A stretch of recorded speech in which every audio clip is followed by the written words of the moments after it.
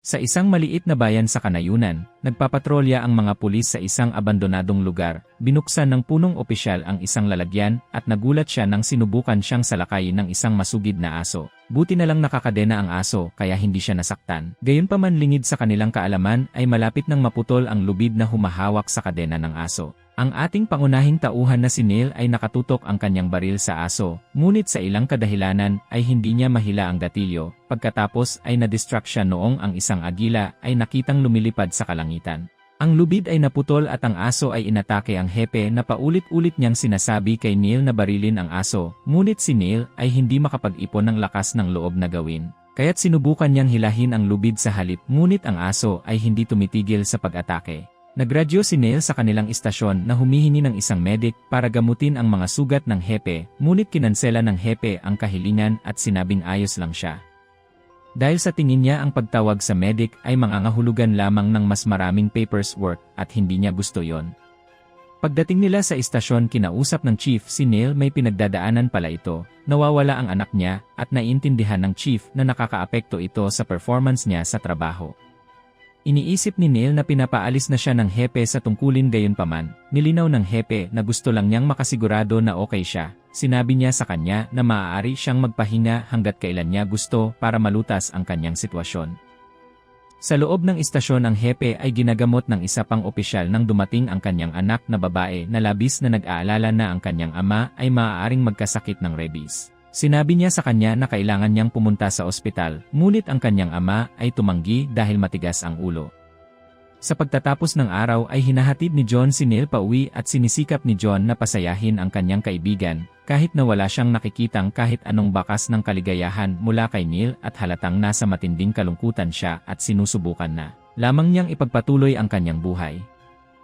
Ibinaba niya si Neil sa kanyang bahay at hindi niya maiwasang sabihin kay Neil na kausapin siya para matulungan niya si Neil, ngunit sa tingin niya ay walang makakatulong na kahit sino ngayon sa kanya. Umuwi si Neil at nadatnan niyang nakahiga sa sofa ang kanyang asawa. Kung sinusubukan ni Neil na ipagpatuloy ang kanyang buhay matapos mawala ang kanilang anak, ang kanyang asawang si Abby ay paralisado sa kalungkutan at hindi siya umaalis ng bahay at halos hindi na gumagalaw sa sopa o sa kama.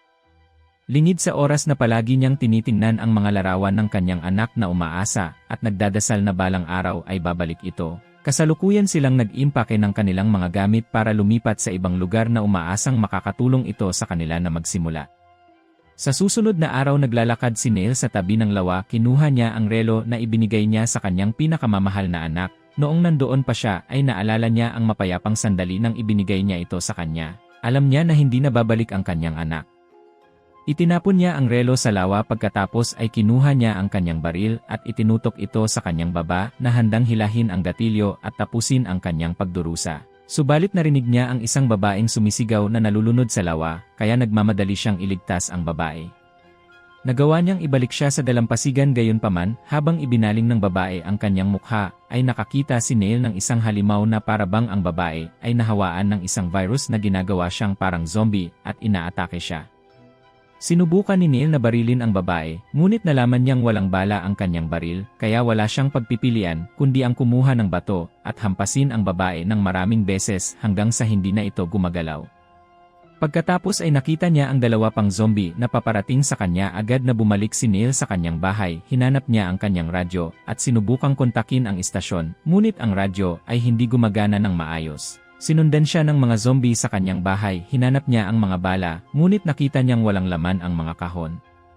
Pumasok ang isa sa mga zombie sa loob ng bahay at hinarap ito ni Neil. Pinulot niya ang isang basag na florera sa lupa at sinaksak ang lieg ng zombie. Pumasok ang isa pang zombie at agad niya itong nilalabanan. Kumuha siya ng lubid at itinali sa lieg ng kahindik-hindik na nilalang saka hinila ito hanggang sa hindi na gumagalaw ang zombie. Ginising niya ang kanyang asawa na may mabigat na gamot at inaantok na hindi niya alam kung ano ang nangyayari. Isinakay siya ni Neil sa kotse at umalis sila. Ipinaliwanag niya na may nangyayari sa kanilang bayan at kailangan nilang makaligtas.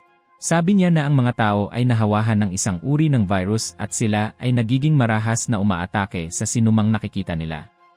Nakita ni Neil ang park at lahat ng nandoon ay naging mga zombie na nagpasya na siyang bumalik sa bahay at kumuha ng mga gamit. Sinubukan niyang makipag-ugnayan muli sa istasyon, ngunit ang radyo ay hindi pa rin gumagana ng maayos pero nagpadala pa rin siya ng kanyang mensahe at natanggap ito ni John. Kahit na hindi niya marinig ng malinaw si Neil, sinabi nito na siya ay inatake kaninang umaga sa tabi ng lawa. Hindi marinig ni John ang buong mensahe ng malinaw ngunit narinig niya na pumunta sa lawa si Neil.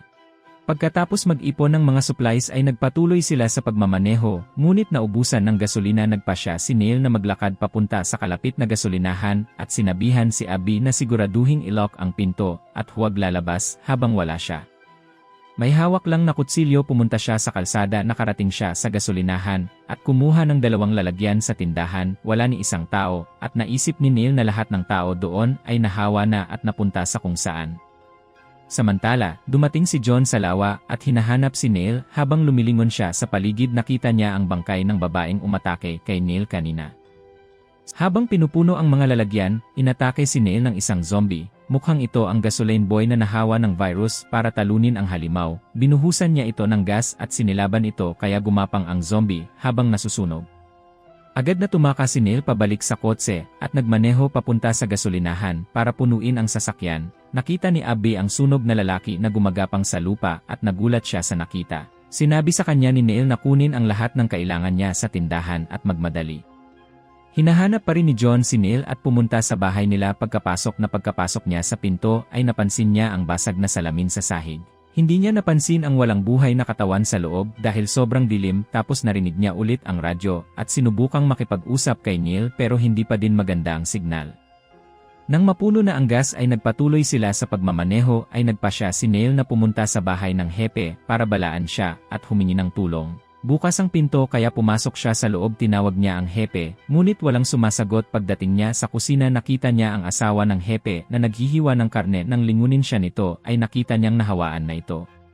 Nilapitan niya si Neil at inatake ito kaya wala siyang choice kundi ang lumaban at kinuha niya ang baril sa drawer at nilagyan ito ng mga bala sa kanya. Pinaputukan at natapos ang buhay ng babae. Isa pang zombie na narinig ang putok ng baril ang anak ng hepe at inatake si Neil. Nilabanan niya ang bata at babarilin na sana nang pumasok si Abby at sinubukan siyang pigilan.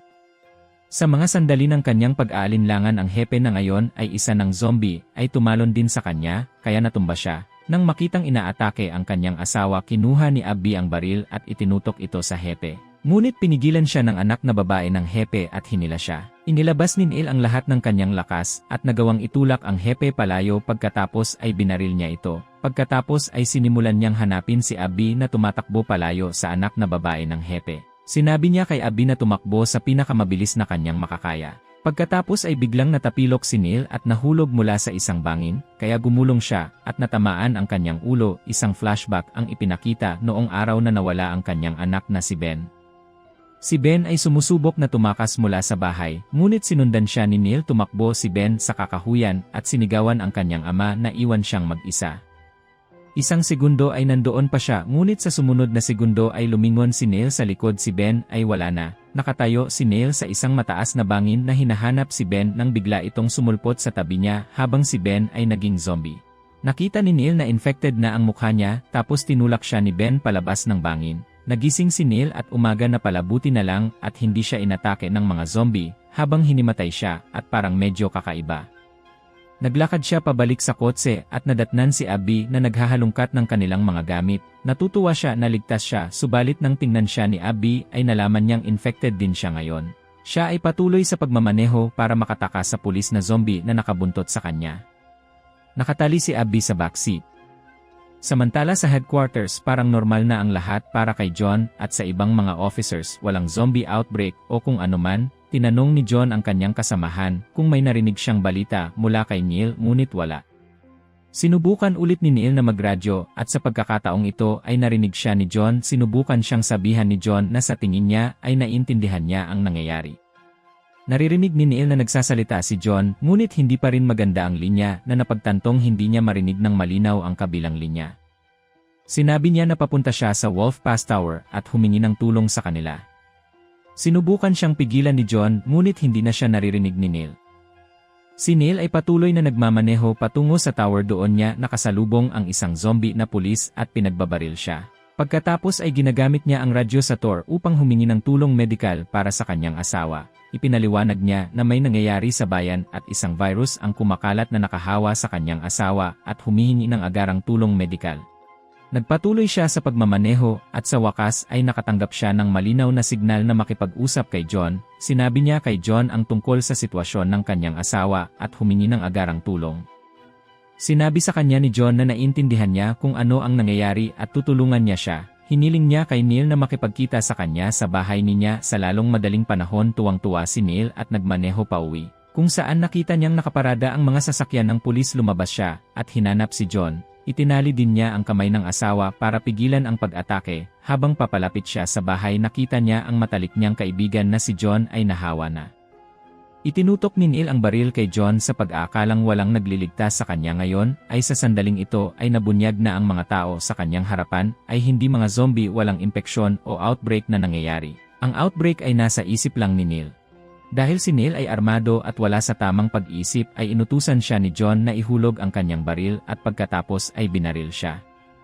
Habang natumba siya ay nakikita niya ang sarili niyang refleksyon sa side mirror ng sasakyan. Nakita niya na siya mismo ay isa ring zombie na ayaw niyang maniwala na isa siya sa mga kahindik-hindik na nilalang na nasa harapan niya.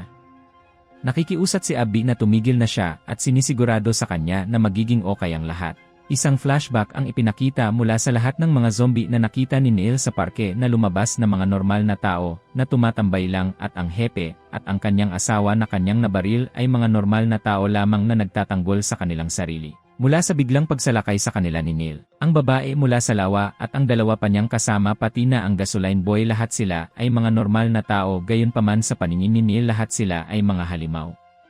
Isa pang flashback ang ipinakita sa araw na nawala si Ben. Hinahabol ni Neil si Ben na sinusubukang kausapin siya. Gusto ni Ben na iwan siya nito, at sa huli ay nag-agawan sila sa bag ni Ben. Sa kasamaang palad si Ben ay nahulog sa napakataas na bangin. Napasigaw si Neil sa pagkabigla at agad na tumakbo pababa upang hanapin si Ben. Nahanap niya lamang ang mga damit ni Ben, ngunit hindi niya makita si Ben. Kahit saan lumingon siya sa paligid, ngunit hindi niya ito makita. Pero ang totoo ay si Ben ay nasa harapan niya habang umuubo ng dugo mula sa pagkahulog hanggang sa malagutan siya ng hininga.